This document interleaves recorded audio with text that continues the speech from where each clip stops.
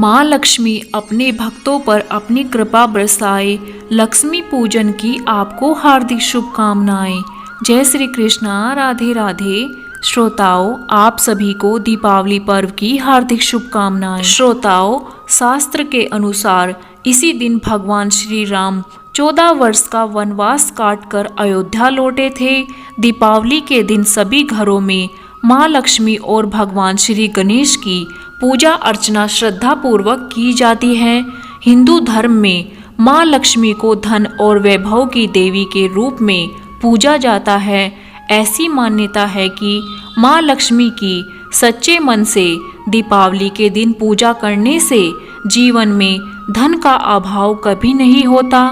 हिंदू शास्त्र के अनुसार इस दिन माँ लक्ष्मी पृथ्वी पर विचरण करने आती है।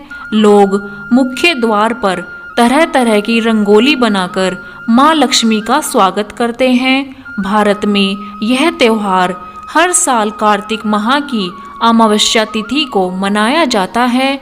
इस साल दीपावली 12 नवंबर को मनाई जा रही है। एक बार की बात है, एक जंगल में एक साहूकार रहता था।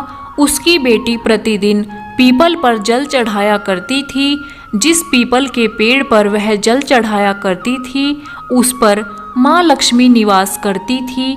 एक दिन माँ लक्ष्मी ने साहूकार की बेटी से कहा, मैं तुम्हारी मित्र बनना चाहती हूँ। यह सुनकर साहूकार की बेटी ने कहा, मैं अपने पिता से पूछकर आपको बताऊंगी। बाद में साहूकार की बेटी अपने पिता के पास गई और अपने पिता से सारी बात कह डाली। दूसरे दिन साहूकार की बेटी ने माँ लक्ष्मी से दोस्ती करने के लिए हाँ कर दी। दोनों अच्छे मित्र बन गए। दोनों एक दूसरे के साथ खूब बातचीत करने लगे। एक दिन माँ लक्ष्मी साहूकार की बेटी को अपने घर ले आई। माँ लक्ष्मी ने साहूकार की बेटी का खूब स्वागत किया। माँ लक्ष्मी ने उसे अनेकों तरह का भोजन खिलाया।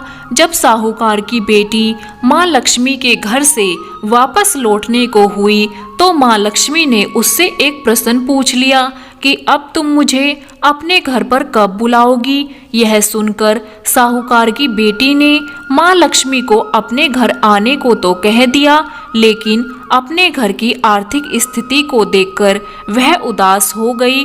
उसे डर लगने लगा कि क्या वह अपने दोस्त का अच्छे से स्वागत कर पाएगी। यह सोचकर वह मन ही मन में दुखी हो गई। साहूकार अपनी बेटी के उदास चेहरे को देखकर समझ गया।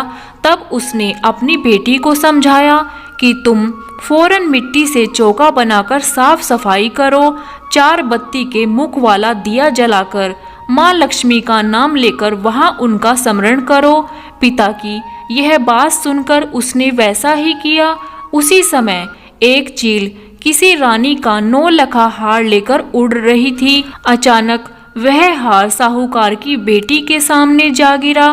तब साहूकार की बेटी ने जल्दी से वह हार बेचकर भोजन की तैयारी की। थोड़ी देर बाद भगवान श्री गणेश के साथ माँ लक्ष्मी साहूकार की बेटी के घर आई।